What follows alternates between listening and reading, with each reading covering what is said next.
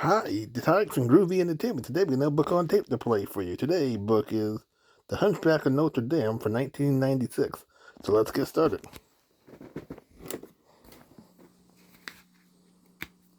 I am the Archdeacon of Notre Dame Cathedral, and in my time I have seen many things, but none so strange and wonderful as the tale of Quasimodo, the hunchback of Notre Dame. To hear his story, you can read along with me in your book. You will know it's time to turn the page when you hear this sound. Let's begin now. One stormy night, in the shadow of Notre Dame, some gypsies tried to sneak into Paris by boat, but a trap had been laid, and the evil Judge Frollo was waiting to arrest the gypsies. One of the women, clutching a bundle, ran to the cathedral for help. In her haste, she tripped on the steps and fell to the ground. Frollo, thinking the bundle held stolen goods, was surprised to hear it cry. A baby? Then he saw its face. A monster. Frollo was about to drop the bundle down a well when I stepped from the cathedral and commanded him to stop. He drew the child back, his hand quivering. What must I do? Care for the child and raise it as your own. Frollo was not pleased, but he agreed on the condition that we keep the child in the cathedral. Frollo gave the child a cruel name, a name that means half-formed, Quasimodo. The years passed. Quasimodo, now a young man, had become the bell ringer of Notre Dame. He spent his time alone in the bell tower, building a tiny model of the city where he longed to be. But I'd never fit in out there. I'm not normal. Although Frollo was the only visitor to the bell tower, Quasimodo was often heard talking to the stone gargoyles, whom he called Hugo, Victor, and Laverne. Quasimodo loved watching festivals in the town square below. His favorite was the Feast of Fools, a celebration in which the men wore masks. But this year, he took one look and went back into the tower. Seeing this, Laverne shook her head sadly. What good is watching a party if you never get to go here? Get away from me. Go on, you bunch of buzzards. He's not made of stone like us. Inside, Quasimodo found Judge Frollo in the doorway. As always, Frollo made him promise never to leave the tower. And so Quasimodo had to be satisfied playing with the people of his toy city. But in the square, another young man shouldered his way through a crowd of real people. His name was Phoebus, and he just arrived in Paris. Excuse me, gentlemen, I'm looking for the Palace of Justice. Would you... Suddenly, he stopped, and his eyes met the gaze of a young gypsy. She was the most beautiful woman he had ever seen.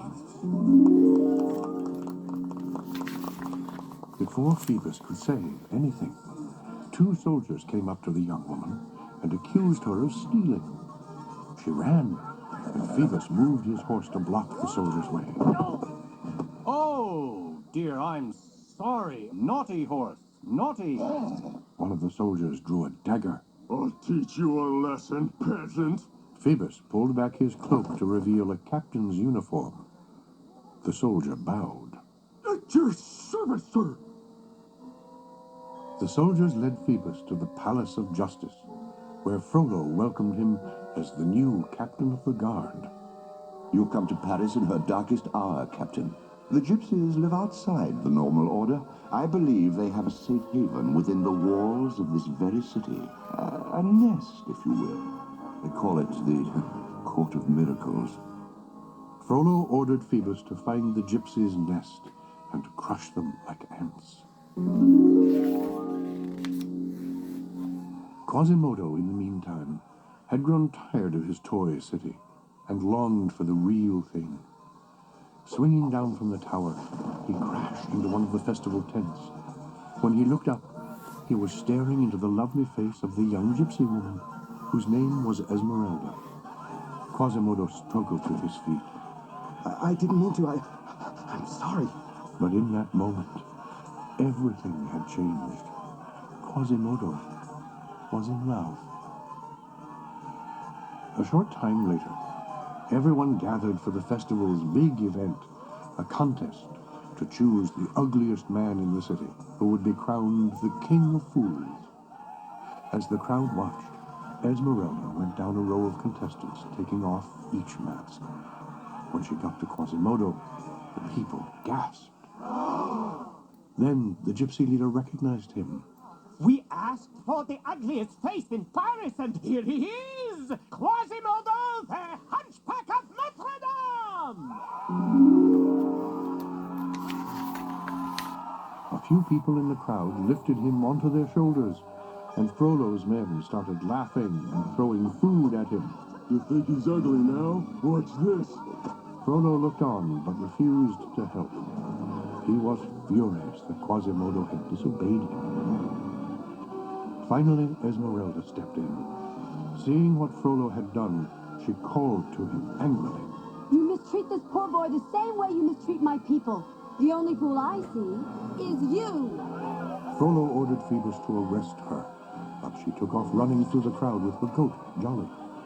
She ran to the cathedral, but Phoebus followed. When Frollo caught up, he grinned in triumph. That's when I stepped in, as the Archdeacon of Notre Dame. Frollo, you will not touch her. Frollo glared at Esmeralda. You've chosen a magnificent prison, but it is a prison nonetheless. Set one foot outside, and you're mine. He stormed off, with Phoebus close behind. Esmeralda looked up and saw Quasimodo watching from the stairway. Wait. I'd like to talk to you. She followed him to the tower, where, shyly, he showed her his toy village and introduced her to the bells. Then he helped her escape Frollo's soldiers by carrying her down the side of the tower. In exchange, she gave him the special necklace she always wore, saying it would lead him to safety if he ever needed it. When Judge Frollo heard that she had escaped, he was enraged.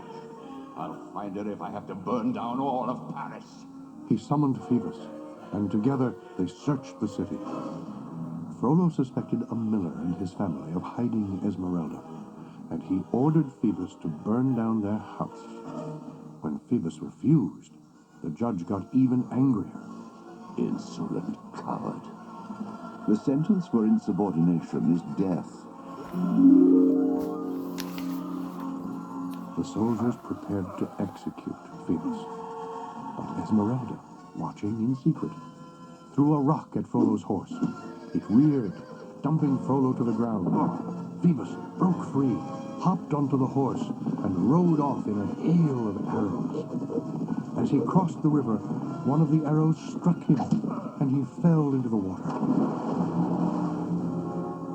Esmeralda slipped into the river and pulled him to safety. Phoebus was unconscious, but still breathing. She had to get help. But where? That's when she thought of her friend, Quasimodo. Back at the cathedral, Quasimodo looked down at the streets of Paris far below. Any sign of her? Victor couldn't believe it. Oh, it's a lost cause! She could be anywhere! Suddenly, Esmeralda appeared in the doorway, supporting the injured Phoebus. I knew he'd be safe here. Please, can you hide him? Quasimodo agreed. As he watched them exchange tender looks, he knew that his love for Esmeralda was doomed.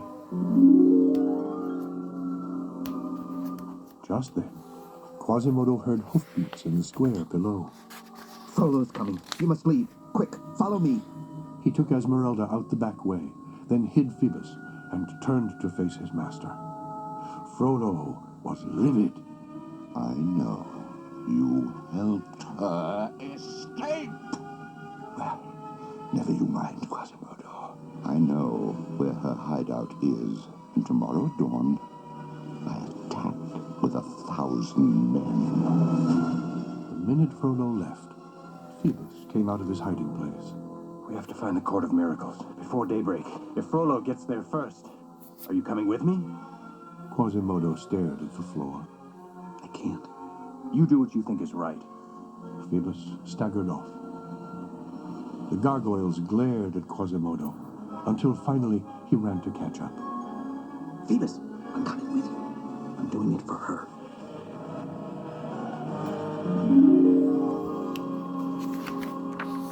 Quasimodo, remembering the special necklace Esmeralda had given him, used it as a map. It led them to a cemetery, where they went down a dark stairway. At the bottom, they found themselves surrounded by gypsies. The gypsy leader smiled. You're very clever to have found our hideaway. Unfortunately, you won't live to tell the tale. Quasimodo and Phoebus were taken to the Court of Miracles to be hanged.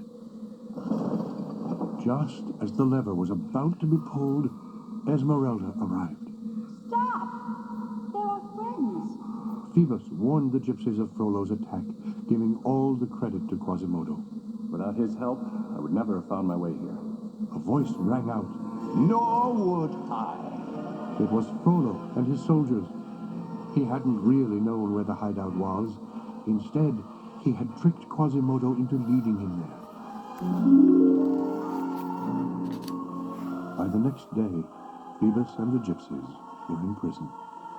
Quasimodo was chained inside the bell tower, and Esmeralda was in the square, sentenced by Judge Frollo to burn at the stake. The gargoyles pleaded with Quasimodo to do something, but he just shook his head. What difference would it make? Then Frollo lit the fire, and something in Quasimodo snapped.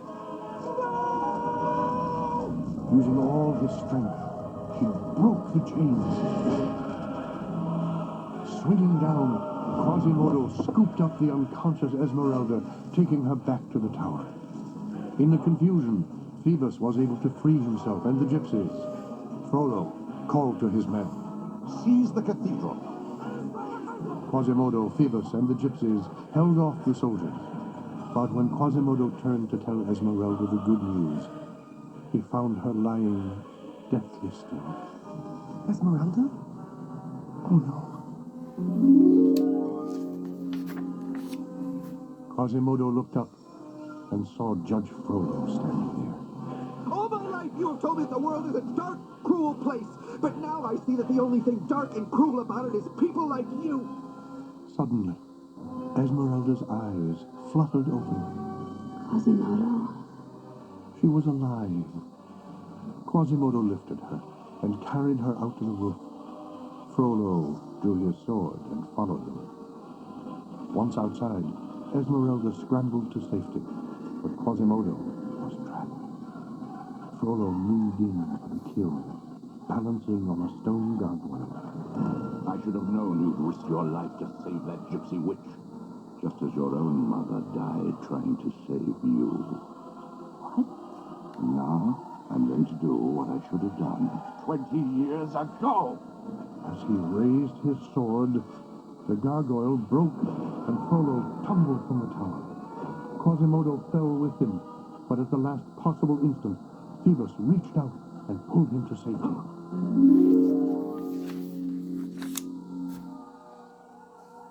A new day was dawning in Paris as Phoebus and Esmeralda walked proudly into the square, greeted by a happy crowd. The gypsy leader turned to the people. 3 cheers for Quasimodo!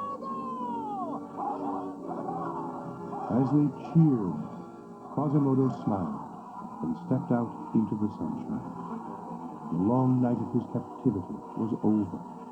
No longer would he have to dwell among the shadows of the cathedral or in the darkness of his own fears. That is the end of our story.